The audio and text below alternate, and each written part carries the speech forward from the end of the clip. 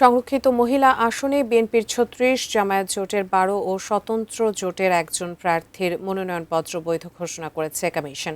রাজধানীর আগারগাঁওয়ে ইসি সচিবালয়ে সংরক্ষিত মহিলা আসনের মনোনয়নপত্র বাছাই শেষে এই সিদ্ধান্ত জানানো হয়। এদিকে আরপিওর শর্ত পূরণ না হওয়ায় এনসিপি নেত্রী মনিরা শারমিনের মনোনয়ন বাতিল ঘোষণা হলে এর বিরুদ্ধে আপিল করার কথাও জানান তিনি। আরও জানাচ্ছেন মাহফুজা মোসলেহি। ত্রয়োদশ জাতীয় সংসদে সংরক্ষিত মহিলা আসনের মনোনয়নপত্র বাছাইয়ের শেষ দিন বৃহস্পতিবার সকাল থেকেই ইসি সচিবালয়ে বিএনপির ৩৬ প্রার্থী ও স্বতন্ত্র জোটের এক প্রার্থীর হলফনামা সহ আনুষঙ্গিক বিষয়ে পর্যালোচনা করে ইসি।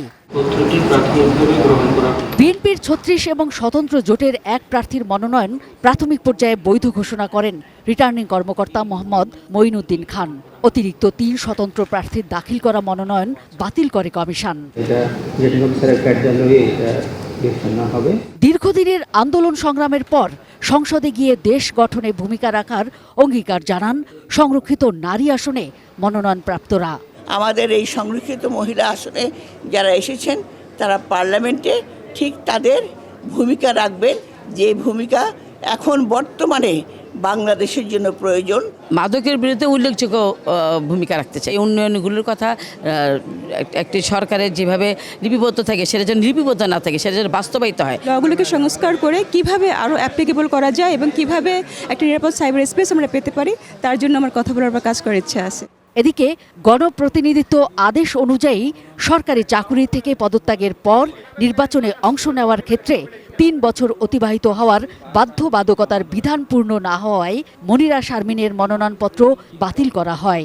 আরপিওর 1972 এর 12 চ অনুযায়ী চাকরি থেকে অব্যাহতি নিলে বা অবসর গ্রহণ করলে ৩ বছর অতিক্রান্ত হতে হয়। তো ওনার ক্ষেত্রে এই ৩ বছর অতিক্রান্ত হয়নি, বিধায় এই মনোনয়নপত্রটি বাতিলযোগ্য। তবে কমিশনের এই সিদ্ধান্তকে প্রত্যাখ্যান করে এর বিরুদ্ধে আপিল করার কথাও জানান এনসিপি নেত্রী মনিরা শারমিন।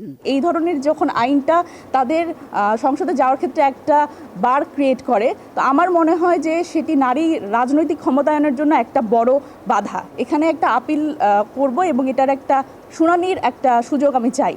মনোনয়নপত্র বাতিলের বিরুদ্ধে ২৬ এপ্রিল আপিল করতে পারবেন, যার শুনানি অনুষ্ঠিত হবে আগামী ২৭ ও ২৮ এপ্রিল। আমার এই বিষয়ে মাহফুজা মোসলেহি, এটিএন নিউজ, ঢাকা।